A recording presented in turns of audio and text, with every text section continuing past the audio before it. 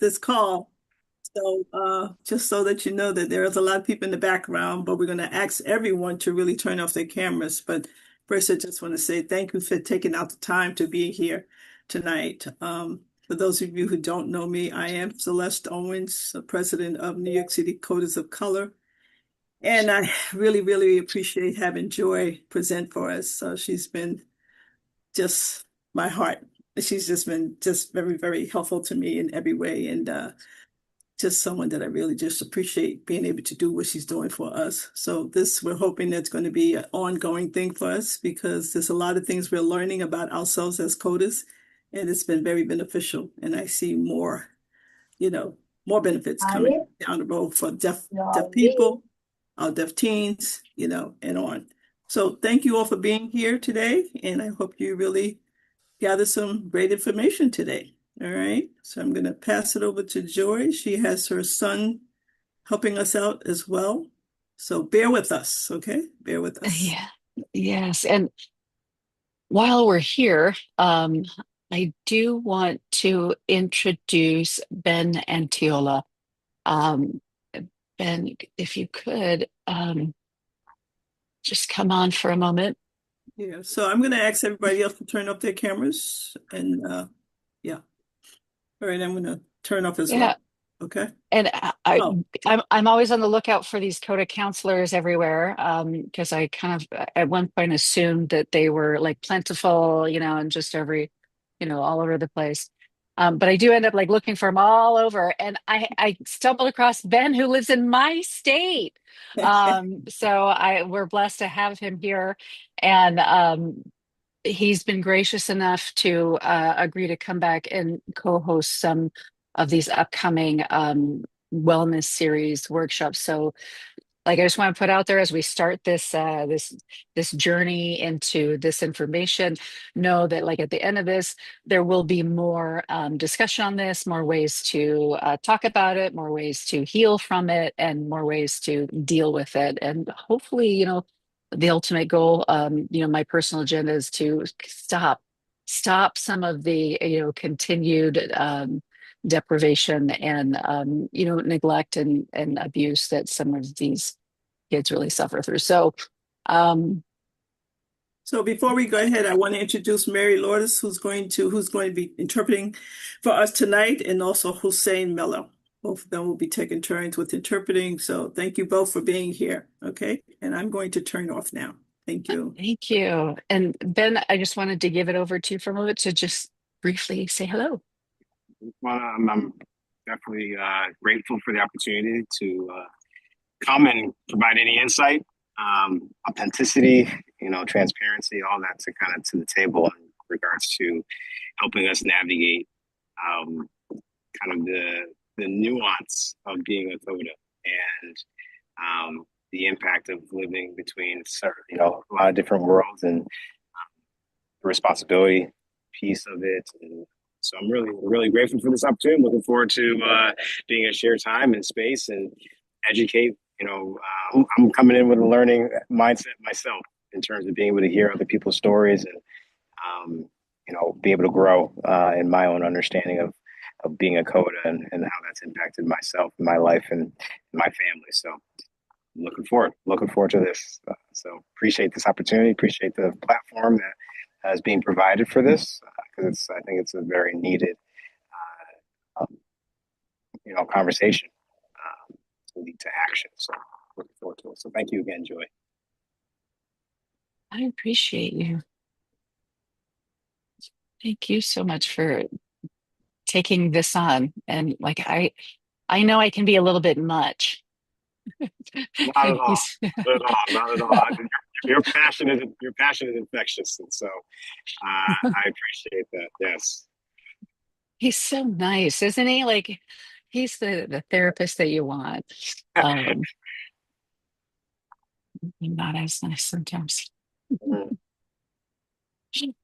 Okay, I'm trying to present this and let's go full screen. And I have to play nice with Carrie. Are you able to see that? Shoot. Okay. Let me escape that.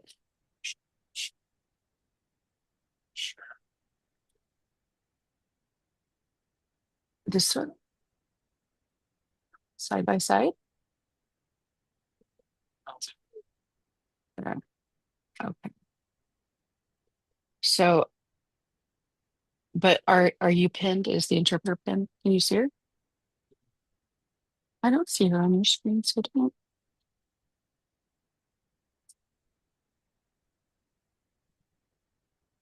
So let me start this up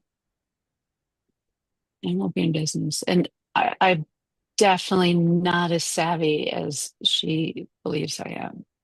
As Celeste believes I am. But I appreciate you, Celeste, and thank you for letting me be here with you all and giving me this platform to share this information because I believe it's so important.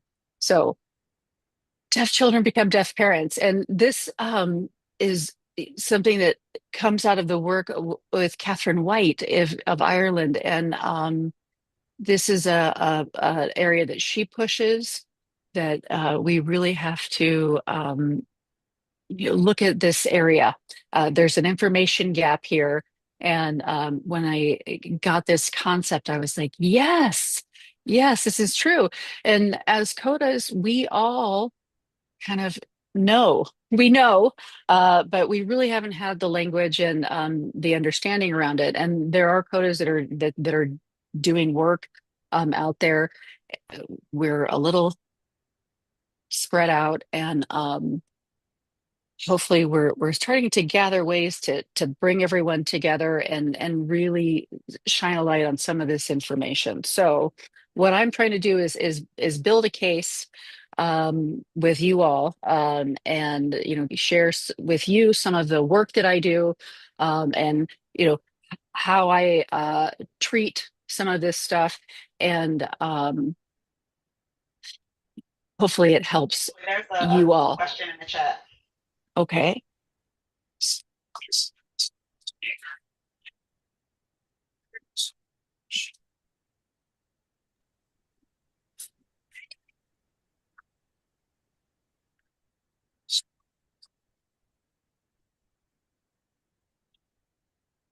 Let's see. Yeah, we are not seeing the interpreter. I do not see the interpreter. Okay, we need I to only see the see you, internet. Joy, twice and your video. That's all I'm saying. You need to there is a way to do it to have it so that you're earmarking three scenes, okay? But we see Joy twice. So speaker, I need to go up and I need to pin me, right? Yeah, well, Pin you me get your helper there. and then add a pin. Is that better? Yes, you need to be okay. And then can I still screen share it like that? People seem to know much more than me. Let's see. So I also just want to add that you have to add both of us because we're good. Like right now, we're going to go ahead and just switch just for time. I'm gonna Um, add that right now. we want And to then kind you can go on. of that it's both of us that needs to be Count. switched out. We're there.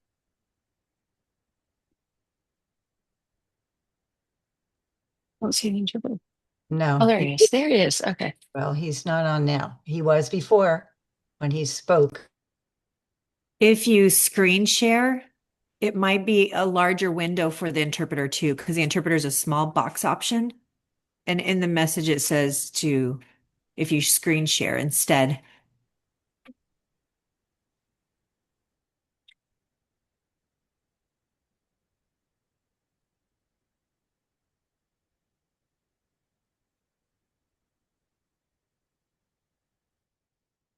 This one.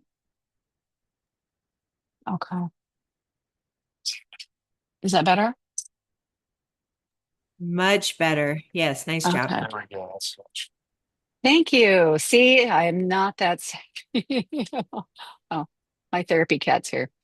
So because I am a therapist, one of the things, because we're going to be talking about some things that are difficult. So I'm going to ask that people get some sort of thing to either write with, a paper, anything that you can just jot things down on as we go, or some people like to dictate things into their phone. Whatever you need, that's going to be what we call a container. And this will be a space for you to kind of put down ideas and then, come back in, because there's going to be a lot of new information and different information. So, what we want is some dual awareness of, oh yeah, this happened. And we'll be getting a lot of stories, a lot of flooding as we talk about some of these things. And flooding is when you get all these memories and it's like, oh yeah, this happened to me, this happened to me. So what I want is for put them down, and then we can figure out how we're going to process them as we go. So for now, we will call this our containment. Anything that comes up, just put it in there so that you have the ability to come back and get more of this information. So one of the I grew up in a DBT agency as a therapist. And DBT is dialectical behavioral therapy. It is third wave cognitive behavioral therapy. And this is the precursor to trauma work. And this teaches dialectics. And what it is two things being true at the same time. And when you have people who are traumatized, who are, have chronic issues, chronic discrimination. Uh, there's a lot of thought distortions, and this is where theory of mind comes in. I know we have a theory of mind expert who's joining us, and people get stuck in certain mindsets and ways of thinking. And this is a way to have more open-minded thinking, to be less hurtful with your thinking. And it is just a way to be open and non-judgmental. And so as we go forward, I ask all of you to be with me. I okay, so just be, try to stay as non-judgmental as possible. And the dialectical behavioral therapy is there's a non-judgmental stance. The belief is that everyone's doing their best. We can always try harder. That's the growth mindset. But everyone's doing their best. And it's just be curious, be open, and everybody has their own experience, even if it's not your experience. So everyone has their own frame of reference. And again, I'm not here to tell anybody that, what you experienced was trauma or traumatic. It may not have been traumatic for you. And in today's discussion, we're really going to be focusing on families who have relatively healthy coping skills. I mean, these aren't children who come with, extra, familial issues. These are just your average deaf child. So, we're in our discussion today, we're going to go with, this person is likely, their family's okay. You probably didn't communicate with them well, which is a huge thing. But other than that, there's the trauma, the abuse, physical violence, and all those things. Those are like additional uh, issues that cause harm. So we're going to be focusing on people who are relatively healthy. So we just want to have honest conversation, no blame, and no defensiveness. This is about the system that our parents are raised in, that we're raised in, and language injustice, which is that overall framework of this language deprivation stuff that we're talking about. And when we talk about trauma healing and how we approach healing from trauma, uh, where we go is recognizing depth of harm. And we have to understand the depth of harm so that we can actually correct this situation. Because if my arm is broken here, I can't go around just putting a band-aid on it or, taking care of it that way. What I have to do is the longer it goes, I may have to break it and reset it. But I do have to admit that it's broken, and that's the only way that I can have it truly repaired. And so that's kind of what we need to do in our situation. We need to really explore what the depth of harm is of this language deprivation situation so that we can actually start understanding what it is, naming what it is, and then fixing what it is. So, um, and before we get into language deprivation, there's some confusion sometimes on this specific concept. So language exposure versus language access, and they're different.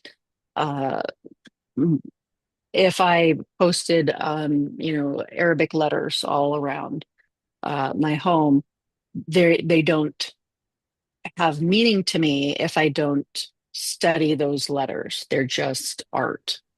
Um, so language can be present in the environment. It doesn't mean I'm necessarily benefiting from it.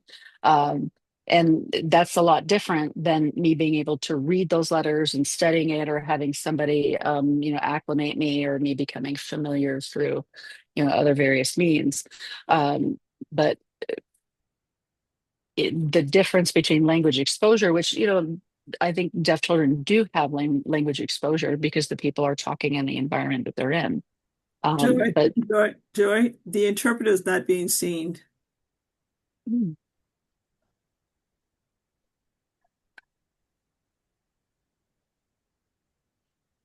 can you see it?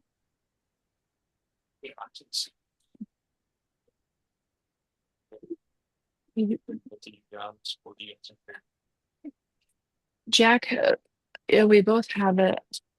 We can both see him on our screens. Uh, if What do we have to make it bigger? Side by side speaker. Yeah, if you go up to that corner. I've tried it. I get everybody, or I only get Joy. I don't get the interpreter. I don't know it sounds like I'm not the only one. If you can pin the interpreter. It was an option, and then I think something was fixed, but then it booted. The interpreter only has a chat option. There's no pin. You can't pin them anymore. Side by side. Oh, dynamic gallery is only if you have the latest upgrade, and I just realized I'm one behind. Oh, there Is it is better the if I put the interpreter. spotlight on the interpreter? The interpreter is now on, but Joy, you are now Joy's gone. gone because she's not the spotlight anymore. Both Ah, of there them we in go. the spotlight now? Yes, perfect. Is that good? Great. Hooray! Thank Okay, you. perfect. If you guys have it in gallery, it should be the picture with both of them. Okay, it's just Side by echoing side because speaker, because both it's of us are fine. on. All right. It's just echoey because one of the speakers is on in your side. But yeah, okay.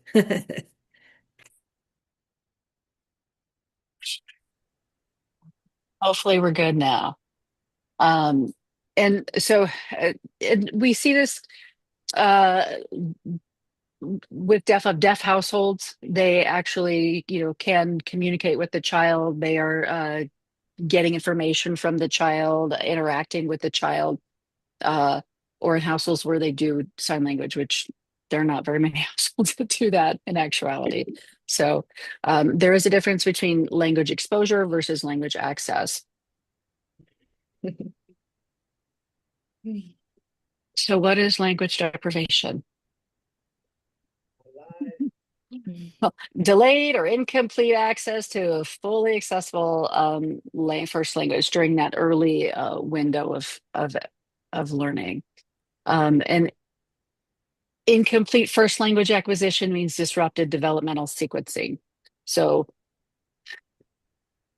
when language is tied to quite a few things in the mind. And this is where like our early on, we're born with all of these neurons in our brain, and our brain will prune them.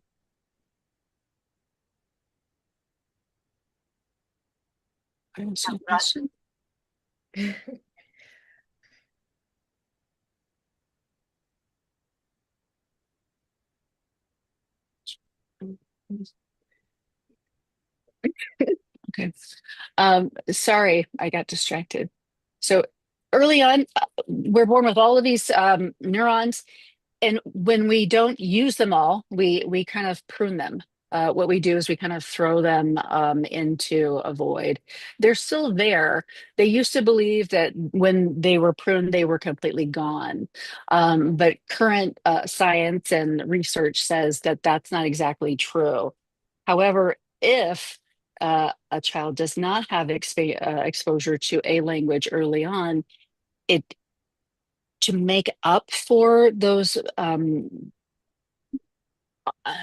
neurons and those cells that were pruned, it's almost impossible to make up for that. Um, so we're going to go over some of the symptoms, and then as we go through, we're going to be discussing some of the specifics of each one. So these are the symptoms of language deprivation, and language deprivation is not an official diagnosis. It is a cluster of symptoms that we have noticed, and they think that maybe in the next iteration of our diagnostic and statistical manual that there may be something in there about that. But again, there needs to be more research on it. So cognitive or cognition and thinking is affected. Delayed abstract reasoning, concrete thinking style, that's the black and white thinker. Difficulty with cause and effect, impaired executive function, poor problem solving, reduced working memory, disorganized thought patterns, and difficulty sequencing ideas. So, for language does something very important for us. It helps us organize thoughts. And when you don't have a language, it's very hard to categorize things. So, memories are kind of stored haphazardly. They're not stored in certain areas. If you've ever seen the movie Inside Out, it's a movie about feelings. It's a Disney movie. There's a concept in there, and they have these long tubes, and then it goes to like Family Island and Fun Island and Friend Island. And it's kind of like that in the brain. And, in this situation, well, a lot of those islands have collapsed or they were never formed in the first place. I mean, if I can't form an island, a fun island, if I don't know what fun is. And basic concepts are things like car. If I don't know what a car is, I don't categorize them under cars or vehicles. I just store them in the brain in different spaces, not in appropriate categories. So sometimes it's very hard to follow steps because that's not the way their brain has organized things. So reduced working memory is another part of it, and this has to do with this part of the brain, the survival part of the brain, being overdeveloped. And so that's one of the big reasons that happens. And there are variety of reasons for that. One is survival, and when you're in survival mode, which is a PTSD thing, your frontal lobe is not on. So this is a challenge for deaf education, and we'll be talking a little bit more about education as we go on. So uh black and white thinking, it's either this or this, and that's often trained into deaf children. They don't give children, the deaf children, the ability to tell me what you want, tell me what you think, because they can't communicate with them. They'll say, do you want chocolate or vanilla? I like strawberry. Well, I don't really care, and they kind of limit them quite often just due to their ability or lack of ability to communicate. So that language communication, there's language disfluency, there's language disruption, and we see it. Limited vocabulary because they're not getting that information in a way that's accessible. Fragmented and simplified expressions of "I'll tell you later," "I didn't," it's not important, or he's just being stupid, or he's dirty, or he's rude. Like everyone's laughing. I want to laugh. What's so funny? So we don't always understand all the cues that are going on, difficulty understanding complex language, abstract ideas, implicit language. English is very implicit, ASL very explicit. So it's very hard to understand sometimes the meaning of what somebody's saying. Poor narrative structure, and reporting on their own uh, life events. Timelines aren't something that is important when you don't have a structure. Like you'll remember things, but maybe not in chronological order. You might remember, 7 years old and 13 years old all jumbled up rather than in different, years, only because like the experience was the same and not necessarily how you understand the timeline. So, being a reliable self-reporter with someone for someone with language deprivation, very difficult to get. And they don't have access to their own history. Often they don't know what their own history is. And then difficulty expressing internal states. And then this one is super important. I don't think it really is understood how important it is. This is emotional attunement. And this is key for every relationship that you have in life. So if your caregiver cannot emotionally attune to you, uh, you don't learn how to self-regulate or how to co-regulate well. So this causes a lot of issues later on in life, and some of the therapies I do focus on this specifically, pre-verbal emotional attunement. So I do a lot of work in that area just because it is so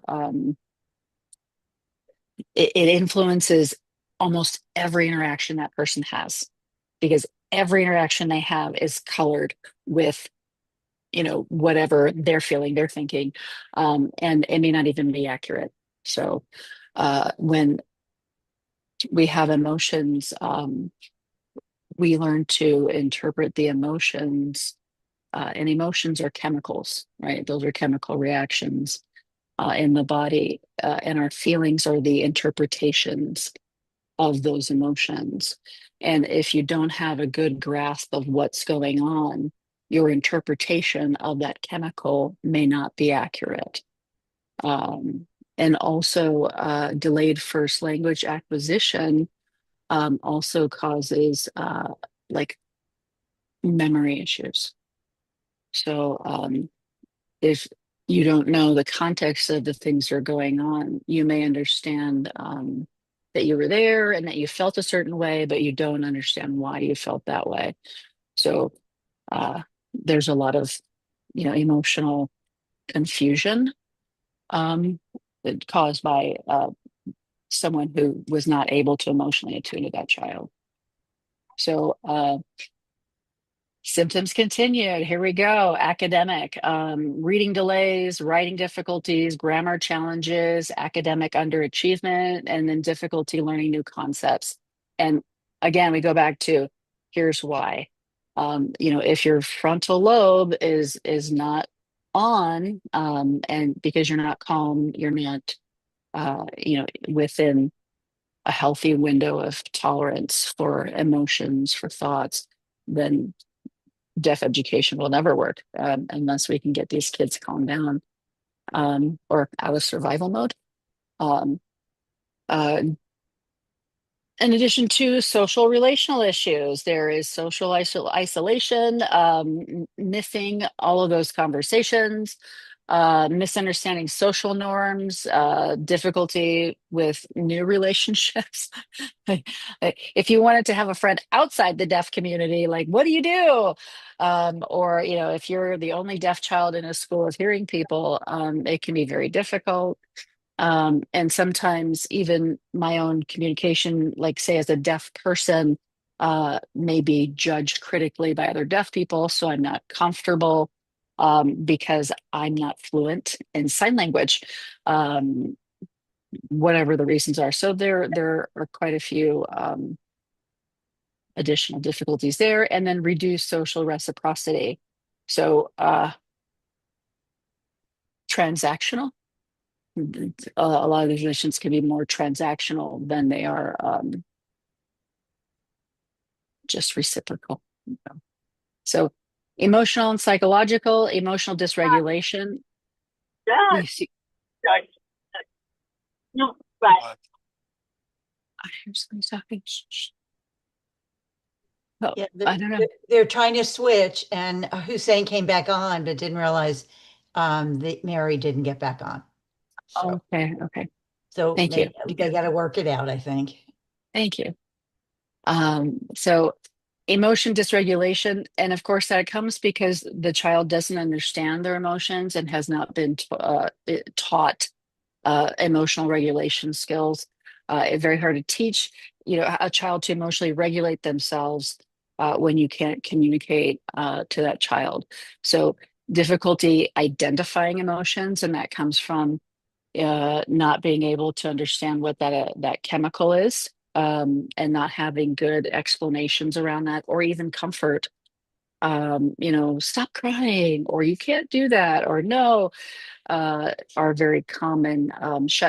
Shutting down, stopping that behavior, trying to. Frustration and anger, low self-esteem, internalized inadequacy. I don't know how many times you've ever heard this, but is it because I'm deaf? Like, did they do that because I'm deaf? Is that why they did that? So it always comes back to like that one thing that they believe it could. It's probably that. It's because I'm deaf. They don't trust me. It's because I'm deaf. Why does he keep coming in here? It's because I'm deaf. They looked at me. And there are much higher trauma exposure rates in the deaf community than there are in the hearing community comparatively. So that is a thing, and I do have a few numbers I'm going to share with you, but there's more. There's more symptoms. There's still more. Behavioral issues that we see: impulsivity, aggression or withdrawal, oppositional behaviors. They used to have a diagnosis of oppositional defiant, and you still hear that, but that's more of old school approaches. Now we see it as like PDA, persistent demand for autonomy, and that attitude or tension is because, well, they really want to do it. They just are having difficulty emotionally regulating that. And then maladaptive coping strategies come up from this. And maladaptive coping strategies, we mean poor coping skills, unhealthy coping skills, unhealthy choices, anger, sex, drugs, alcohol,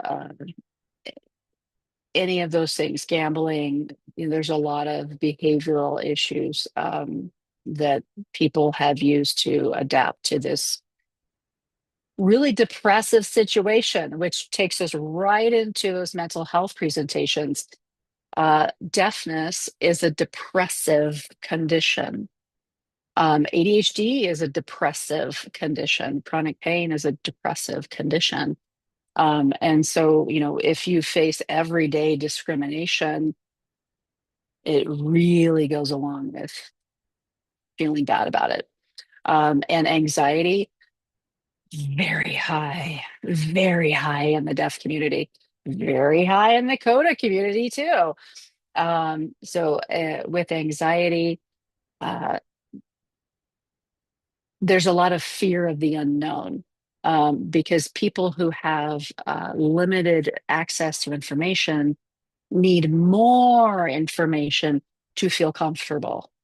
Like, I need to know, like, who's going to be there, how long are they going to go. So an example of this is I have my former roommate, deaf of deaf, and he had a brother who was hearing. He said, gosh, my brother is so dumb.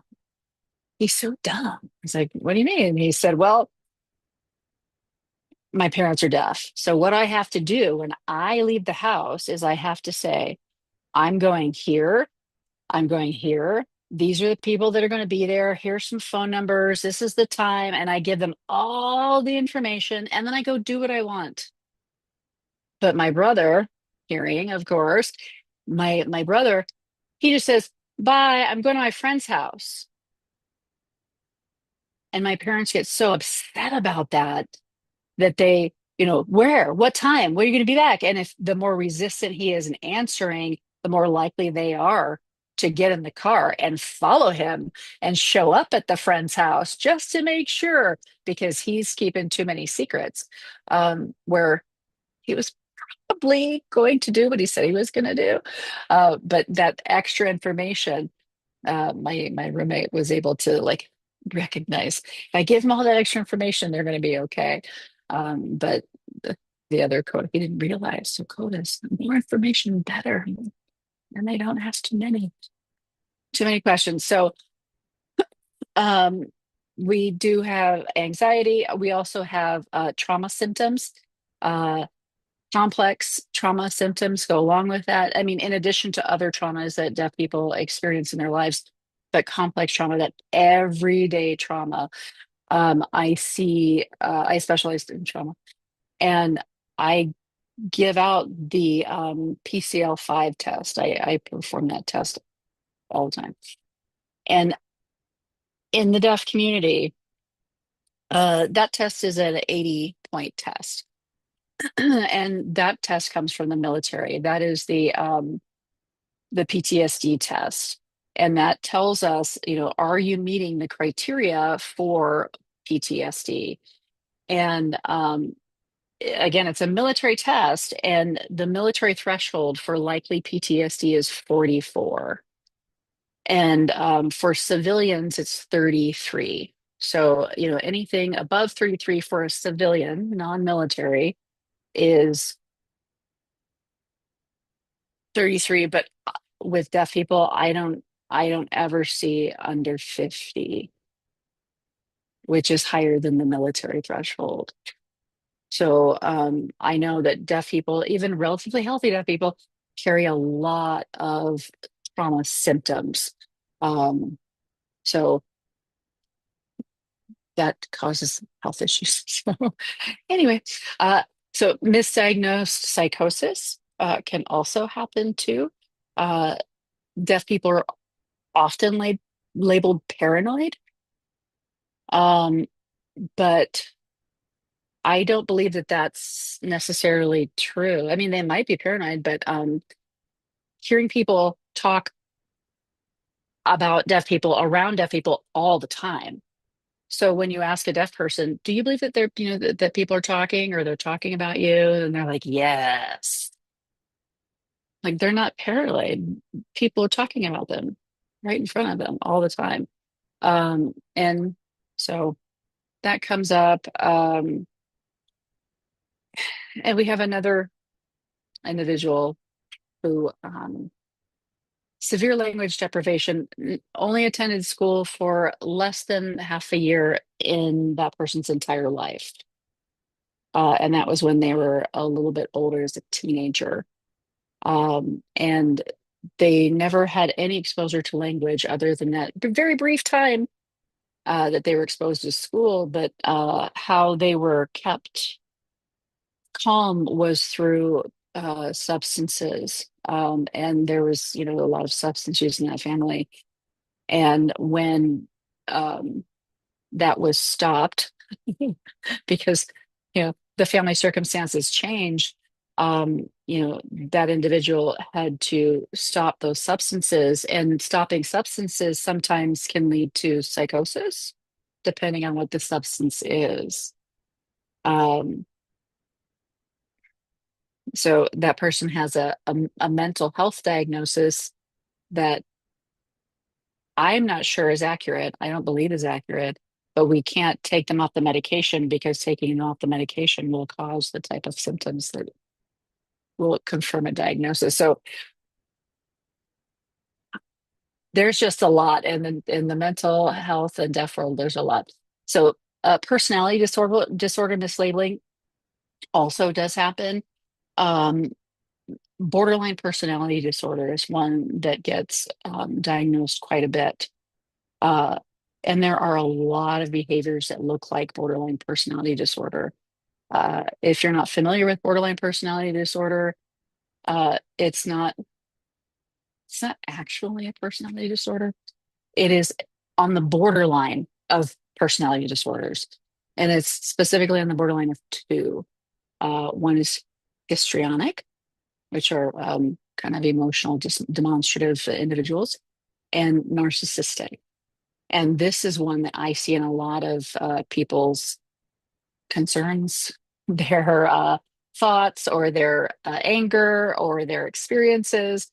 And even in the literature, that narcissism is a part of that mental health presentation. And I don't believe that most the people who are called narcissists would actually meet the criteria for narcissism. But that borderline behavior is feels narcissistic because it stems from that theory of mind, that early childhood development where everything is about me. And it's not selfishness, but it is that they have not developed their mind adequately in the stages that they should have. So we have that. And then we have, again, those like behavioral disorders. Um, that are associated with the maladaptive coping skills, and also anger. We have aggression. um, we have a whole wide variety of things that are associated with language deprivation. And I don't know if the schools in your area are schools. They're growing in terms of the teams of people that they have to come and physically control children at the school who are physically and emotionally out of control. So we're seeing a lot more of that these days. Anyway, so usually language deprivation is the main cause, and there are those other symptoms too. But oh, you thought we were done? Okay, no, there's more. There's more. Anyway, so identity development. There's identity confusion, reduced autonomy, dependency on others, delayed social maturity, and difficulty with self-concept. So these are very similar and mirror a lot of Coda stuff too. Because if it's hard to feel loved and accepted by your family when they won't talk to you. And like my mom felt that. I know she felt that. She expressed that to me. But my mom was like beloved in her family. Everybody loved my mom. But she didn't feel like, they loved her as much as they loved me, because I was hearing. I don't know.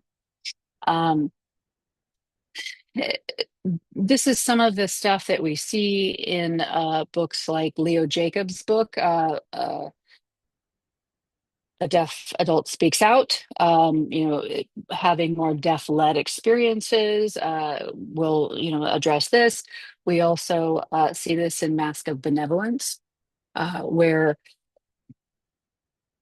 that LOC, dependency on others, and that's locus of control, uh, victimhood. Everything's happening to me, and I don't make things happen. The system is, it's everything else, and there's no ownership, there's no feeling of autonomy, there's no, self-determination. It gets very confused. So we see that quite a bit, that locus of control. Delays social maturity. We we see that, we hear that. I hear that a lot in deaf hearing relationships, a lot. And then knowledge and information. So dinner table syndrome is a thing. Um, I'm not sure if you're familiar with the statistics on incidental learning. And the statistics are, if they're completely true and accurate, uh, they range. So the statistics are anywhere between 75 to 95% of the information that we have as hearing people is incidental. Like that, it's just information that you get outside of school from the air, from the neighbor, from dinner, from the radio, podcasts, whatever you're doing. Um, so if we reverse that, deaf people have or have access to, uh, if we go with those numbers, between 5 and 25% of what people with normal hearing have access to. Uh, so what that leads to is a fund of information deficit, and we call that FOI. And if you're an interpreter or you're around the interpreting community, this is something that we've talked about. And a lot of this stuff was like, this is interpreting stuff. Why isn't this applied, heavily in the deaf arena? However, so the more knowledge and the more education that a person has, the better they can interpret. The more that an interpreter knows about that subject, the more they can explain it, interpret it accurately. Um, for me, I'll give you an example. I love fish, and not to eat them, but to look at them. And I went from like a regular size tank to a much larger tank, which had um, another tank underneath it, which is called a sump, I believe, tank. And that's how you filter water through a larger tank. And my husband and I, who is deaf, my husband is deaf, we went to the fish store to buy this tank. And there was a nice man there who was hearing, and he was explaining, okay, when you go home, here's how you set it up. You take this hose and you put it there, and then this one, it goes into that one there, and then this other hose here, not the clear one, the darker one, and not the air hose or that tube. That one goes over there, and here's where you're going to put that one. I I have no framework for that. I have no clue. Like, is it this hose? Is it the hard? Is it the rubbery one? Is it the hard one? Like, is it the thin one? Is it the little air hose? My husband's going to have to set this up for me when we get home, and I have to explain this to him. And you are not helping me, man. And then the heavens open, and out walks this person, and some deaf dude works at this fish shop, and he just goes, "Oh," and he starts explaining this. I was so like relieved because this I understand. And he was able to like, oh, and my husband was like, oh, totally. Yeah. Everything was great. And like this, that was I didn't have a fund of information. I didn't have any knowledge about what the guy was talking about to visually represent it to my husband. So in that situation, my FOI was low. And how we kind of represent this in the interpreting world and in deaf world and in some very specific trauma treatments is when it's adaptive information. So if we get a concept, we have concept A, and then it kind of skips and we miss something in between here. We miss a word or we miss something. The more information you have, the more able you are to fill in this gap of information that's missing. And sometimes if you're interpreting and you work with a professor who's maybe not that great at explaining things, if you have general knowledge of that, you can still interpret his words probably better than he's getting them out. Um, so, in this situation, we fill in that information with our own incidental information, all this other stuff that we've studied and whatnot. For deaf people, they don't have that extra ancillary information to put in there.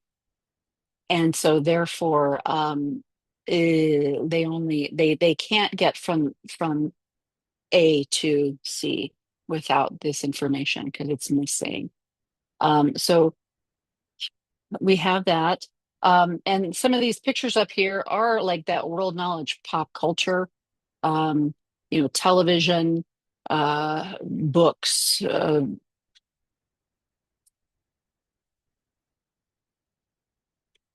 don't know if anybody drove with their parents when they were young and you had a long trip. My mom was always like, yeah, true, true. Yeah, that's right. I think so. I agree. And I was like, you having a good conversation? She's like, yeah. So, those long trips are difficult, but it causes a lot of rumination. Uh, so there's also difficulty understanding systems, school, government, relationships, um, depending on the system that they came from. So, uh, Interpreter hasn't switched. They can't see it.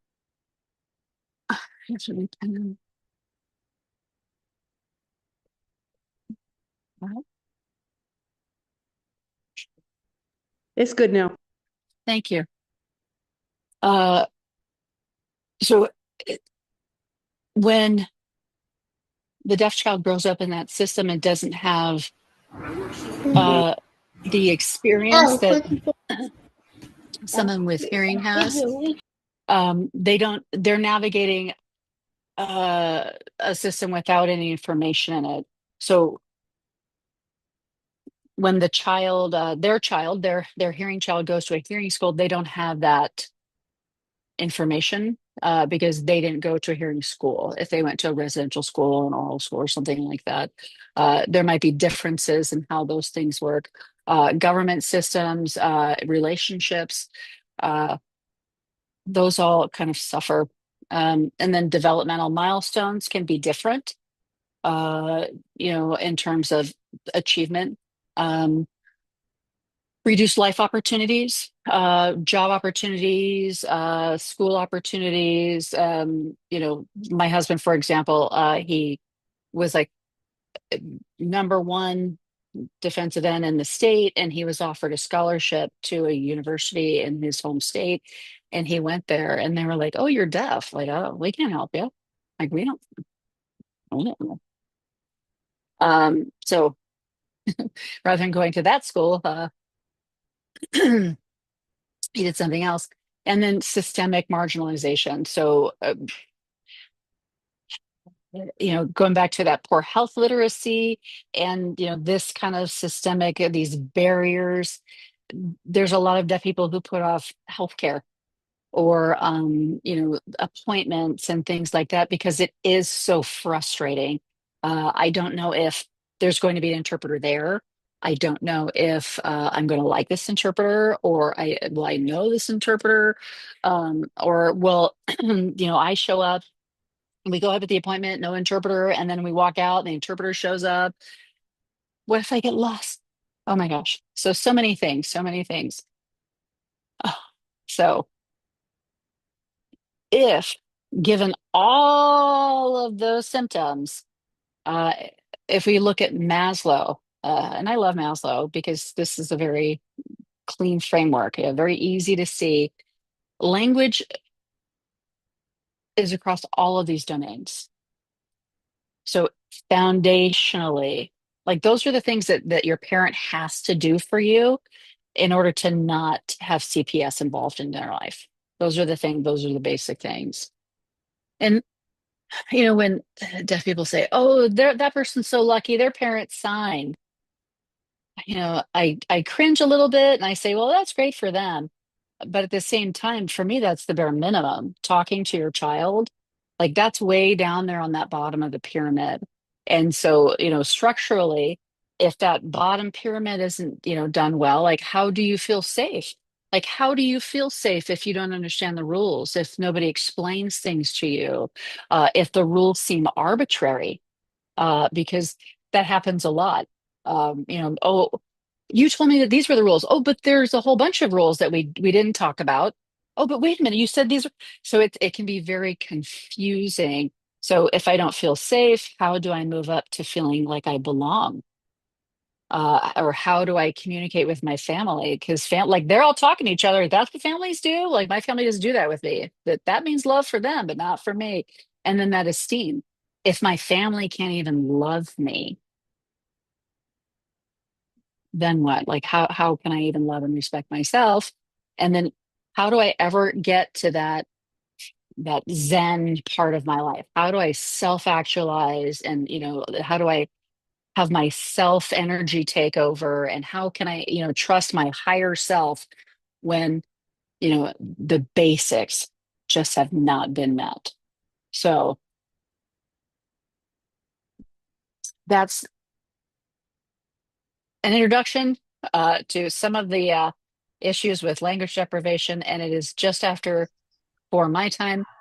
Let's take a break, a little bio break here, and we will all come back in 10 minutes. What time is it? It is 4:05, 7:05 your time, so at 7:15.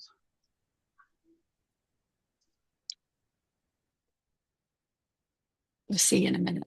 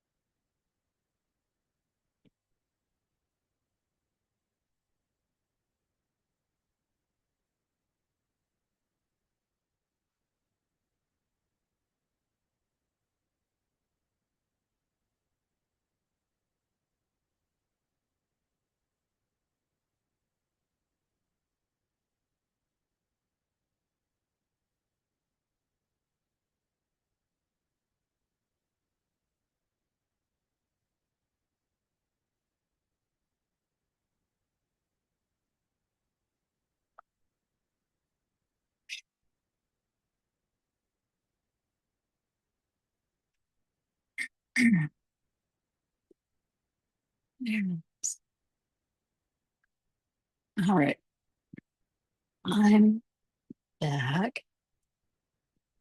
I can't see everybody except who's saying.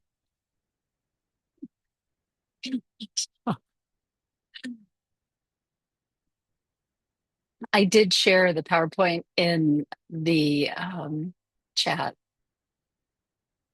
and I've been working on quite a few presentations, and my interpreters will tell you that this one isn't quite finished because it doesn't have all of the things that I wanted to. So I'll be adding to it. So if you're looking for like specific references and stuff, um, I'll be adding those in.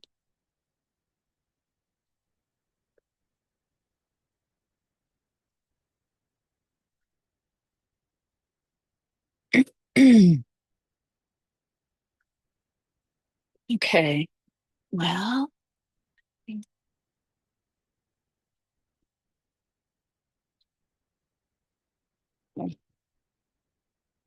so what does happen when deaf children grow up and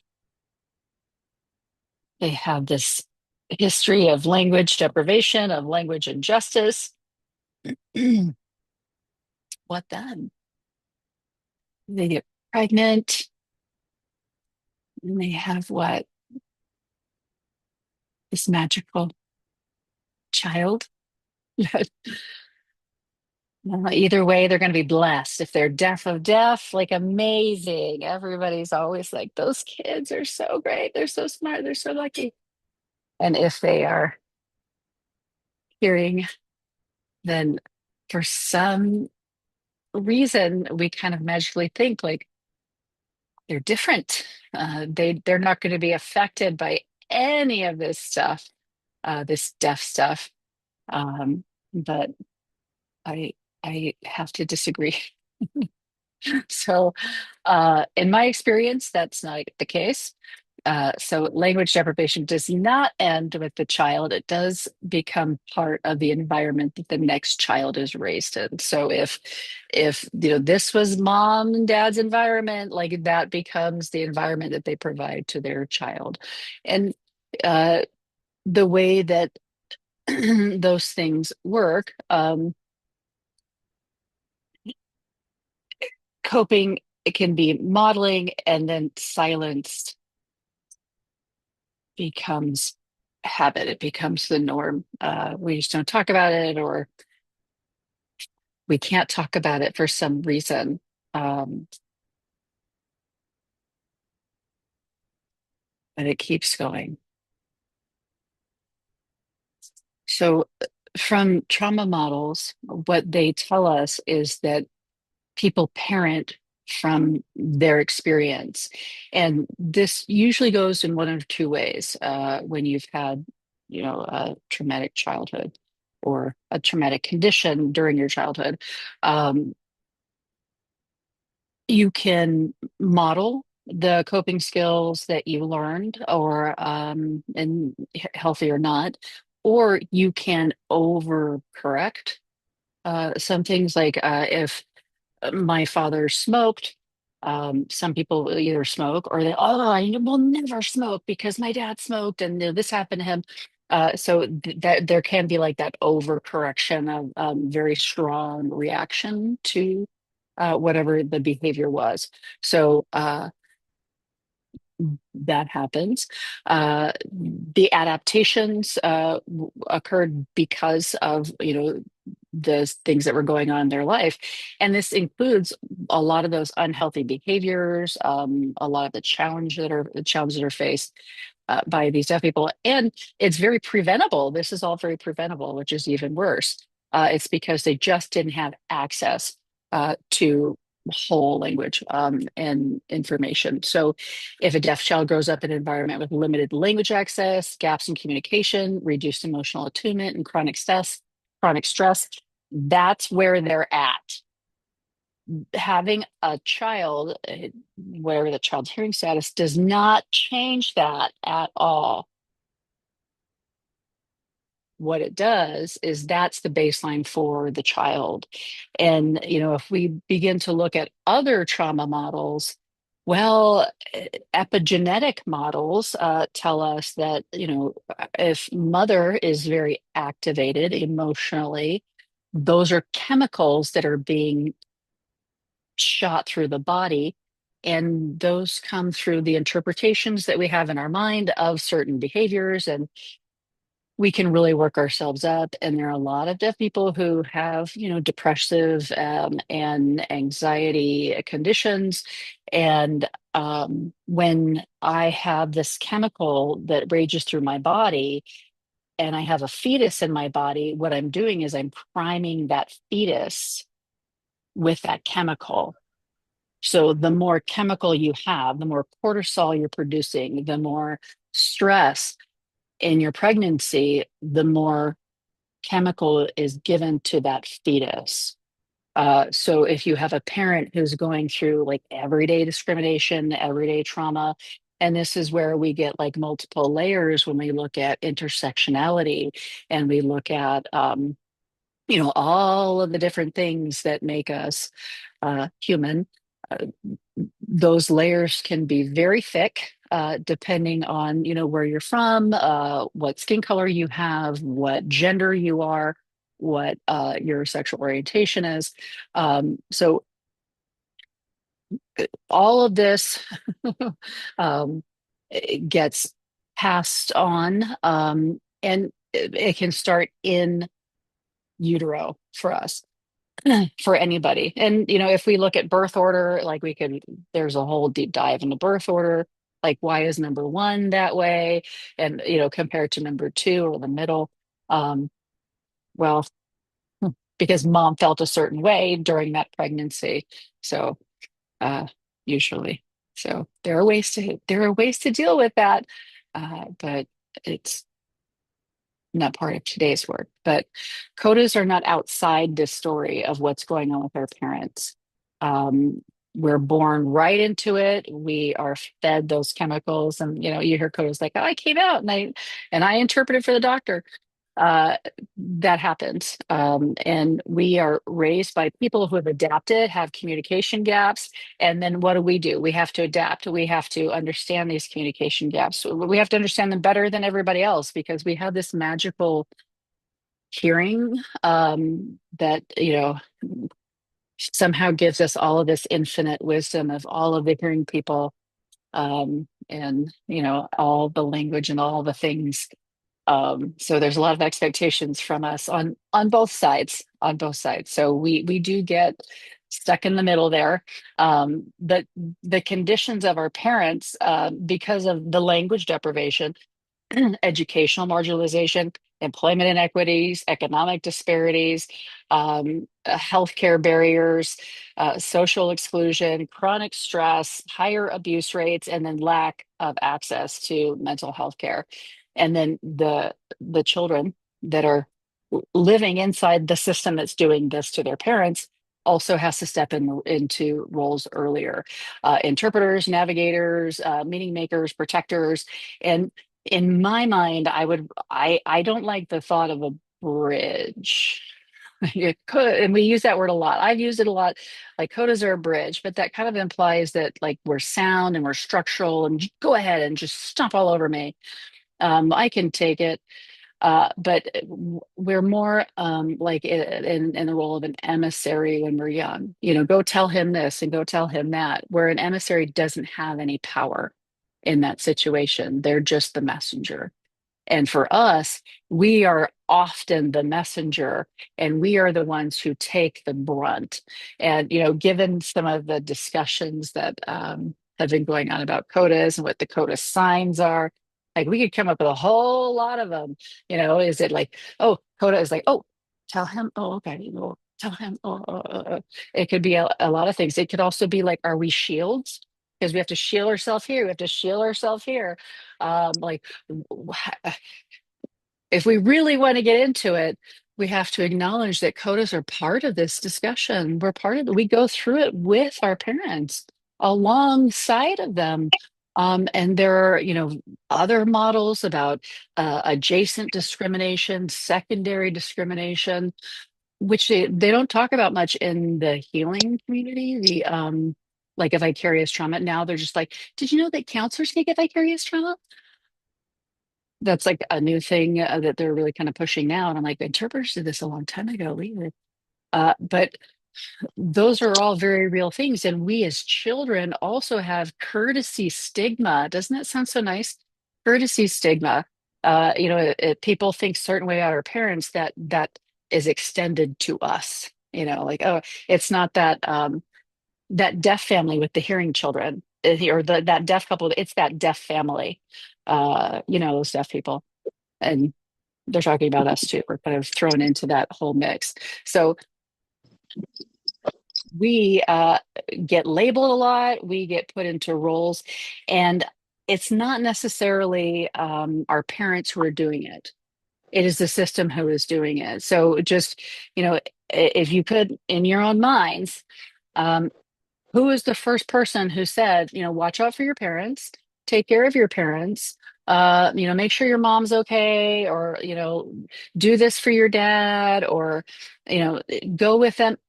For me, it was my grandparents. My grandparents were the first to kind of pass that responsibility onto me. Like, make sure you answer the phone when it rings, you know, those kind of things.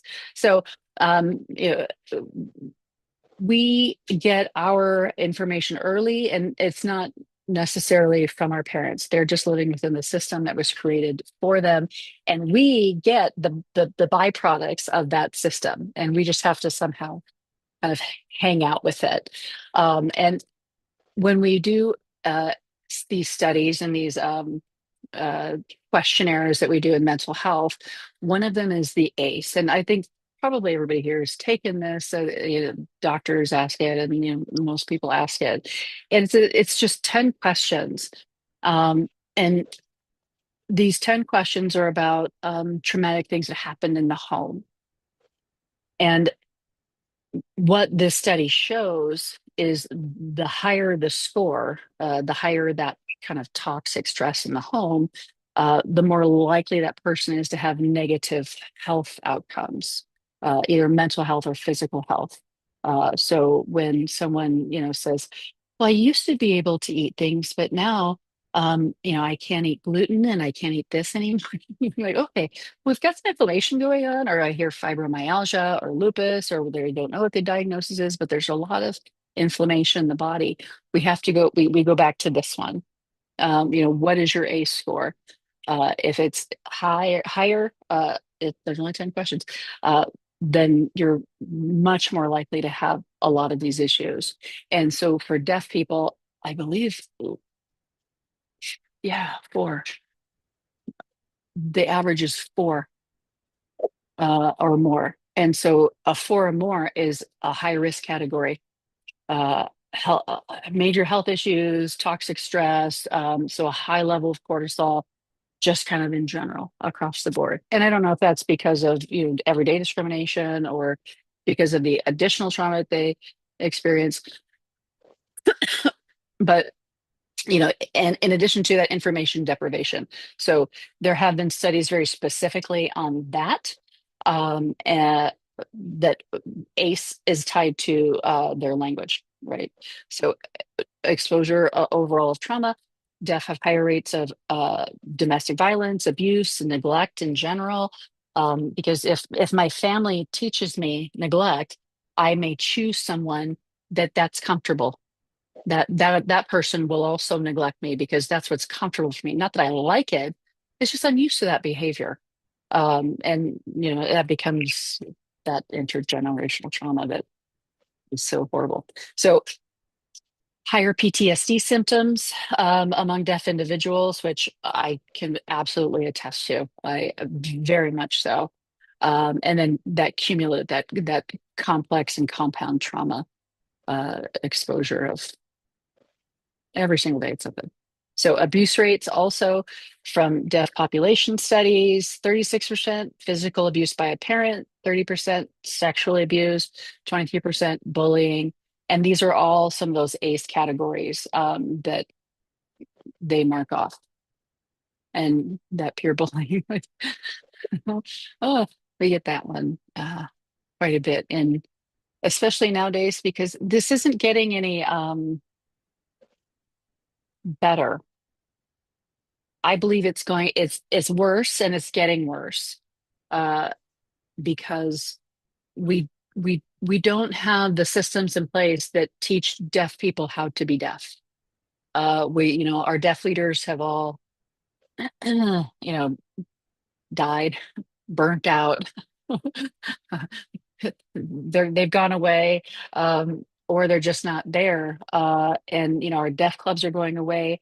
Arizona just lost its only deaf school, which disproportionately affects our Native American community here. So I eh, there's so many things that are going on, that all of this is probably going to get a little bit worse. Here in Arizona we have very large reservations, and a lot of them don't have running water or electricity to their homes, let alone access for remote education or anything like that. So that's just one little piece of, this is getting worse. And when we have kids who are now going to be mainstreamed, or, into other programming because our deaf school just closed, well, we're going to have, just more incidents of children not understanding how to advocate for themselves, how to, be assertive and, having their own needs met. And for Codas, what I see this meaning is that there will be a whole group of Codas who never had a deaf club, never had parents who advocated for themselves or knew how to. So we're going to see a whole generation of Codas who really do not have access or understanding or the resources or community that even, some of us of this older generation, this deaf club generation have. So I do believe it will get stronger, because even I know people like, there's just such great technology. You can just get an implant and you can just use your captioning thing on your phone. Okay, no. Um, but my kids have even been relied on in this day and age. So I very much know that people still treat Codas the same way that they've always treated Codas. So if there is an intergenerational transmission for us as Codas, it would be in this vein. It would be something like this. We don't have one yet. we're trying to forge new ground here. We're all working together. We're all trying to figure this out. But deaf child language deprivation are the way their parents were marginalized, even within their own families. And I believe that their families love them. That's true at the same time, right? But for some reason, when they did the best that they could at that time, but we know better now, right? We know better now. So we've got to work on that part. Um, Adult deaf parent adaptive strategies, depending on how healthy their family was, that affects the coda. And then that's that developmental environment. And I can't say like these are the things that we're going to get from this. I don't really know. I don't really know because this is where like we're having the problem. So survival strength does not come without cost. Well, there's it's under there somewhere. So high adaptation can coexist with an invisible burden. Codas are can be very functional. They or appear very functional. There's a lot of imposter syndrome, and you know we haven't even talked about what the coda symptoms are, because if you are at the age of 7, given some adult responsibility, that's a lot of responsibility to be given to a 7-year-old, and that feeling of overwhelm or responsibility that can carry throughout your life. So codas sometimes as adults still have that mindset of the 7-year-old who you know doesn't know what they're doing, but it has to like show everybody that they do. So we do have our own little quirks, and that will be in the next workshop, the next wellness series. Share shop, I think. So, what is the real problem here? Is that we have had a very hard time widening the lens of deaf issues to codas.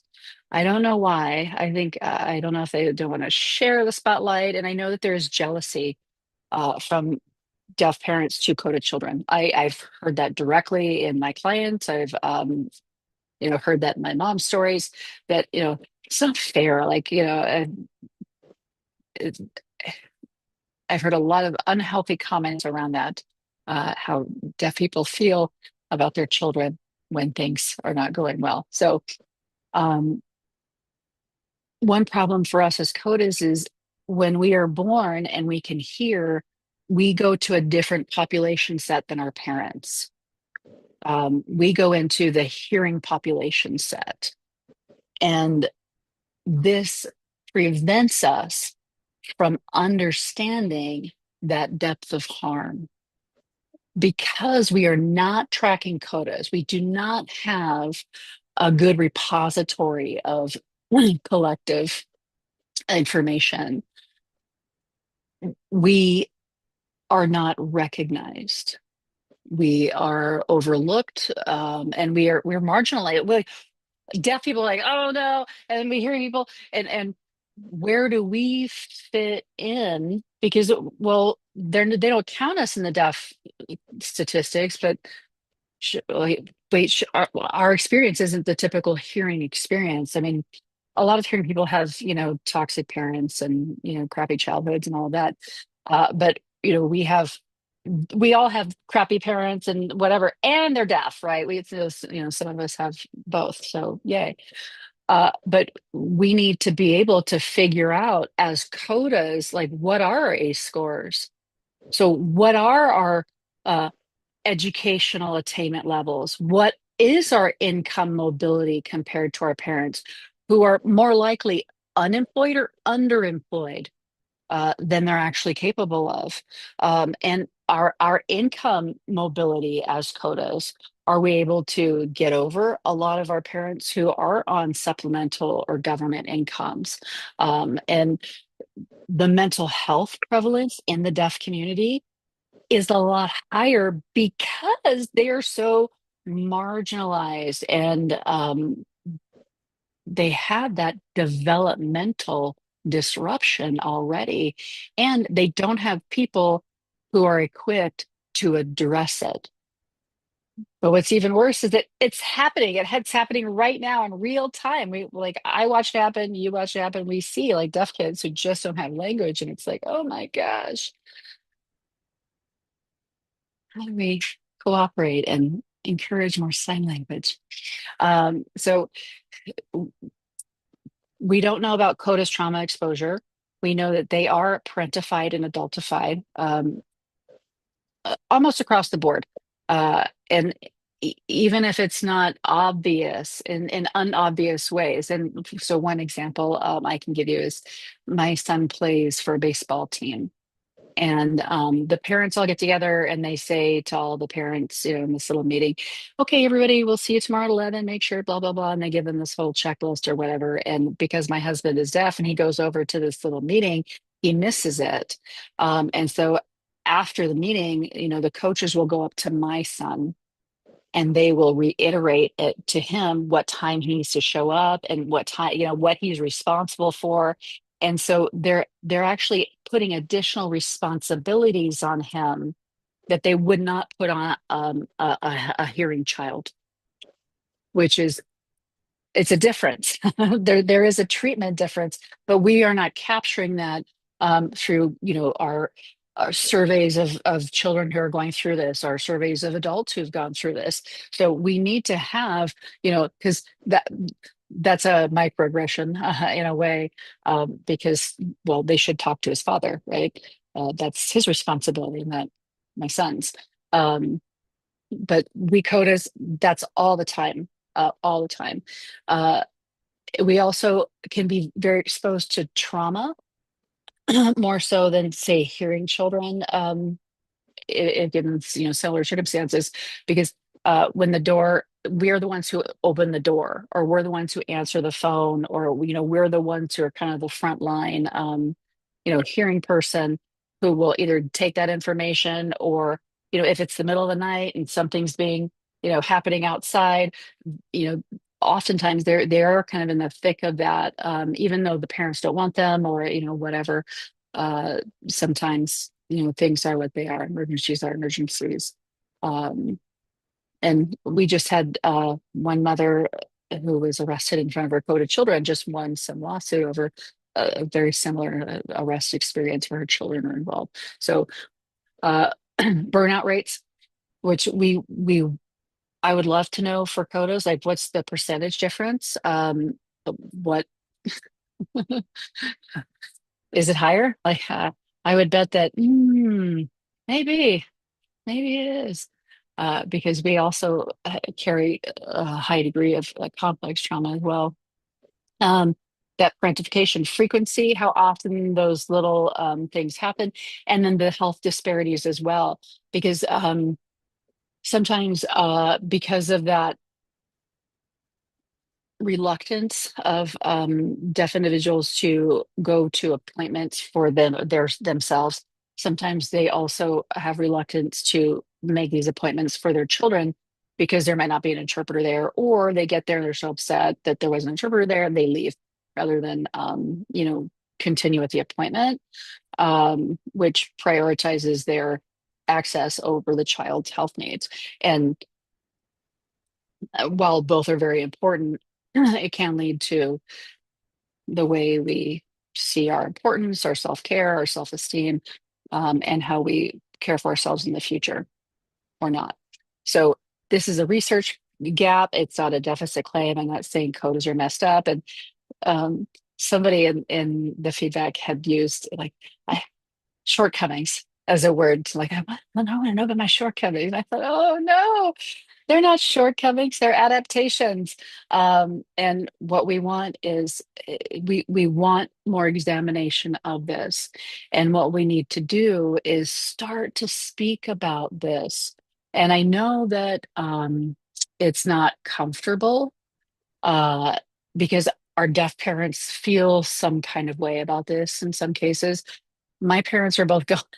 So like, I don't have that problem.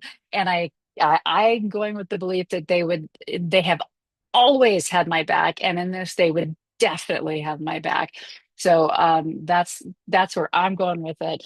And we do have other things coming up that so some of their domains that we need to look at for specifically Coda, like boundary development, resilience patterns. So there's more in what the Coda experience is that I think is a very important and instrumental physical factor. So I did a workshop on the Coda brain before, and I do feel that Codas, if we widen that lens of the impact of language deprivation on deaf individuals, because what we're saying is there are double the people or more, because deaf people generally have more than just one kid. If we double the size of the people who are impacted by language deprivation, we have more of a voice because we're impacted. And going back to this, we can love and honor our parents, and we can share our truth of how we are impacted by the system. It does coexist.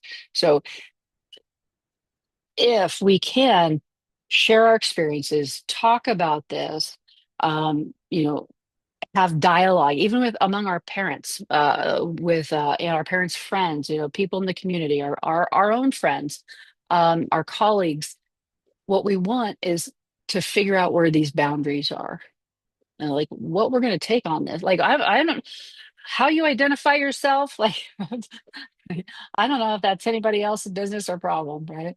But we also want to have some sort of differentiation. We are not hearing people because, well, our brains are different.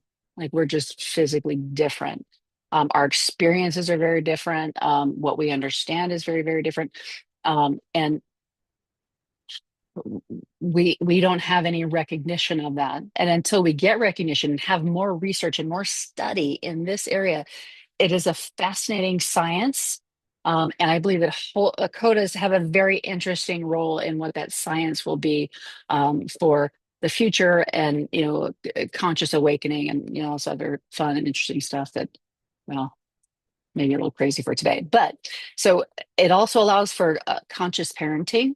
We if we want to stop what's going on with past Codas and what we experience, what we have to do is we have to empower parents with this information of how they are parenting their Coda children.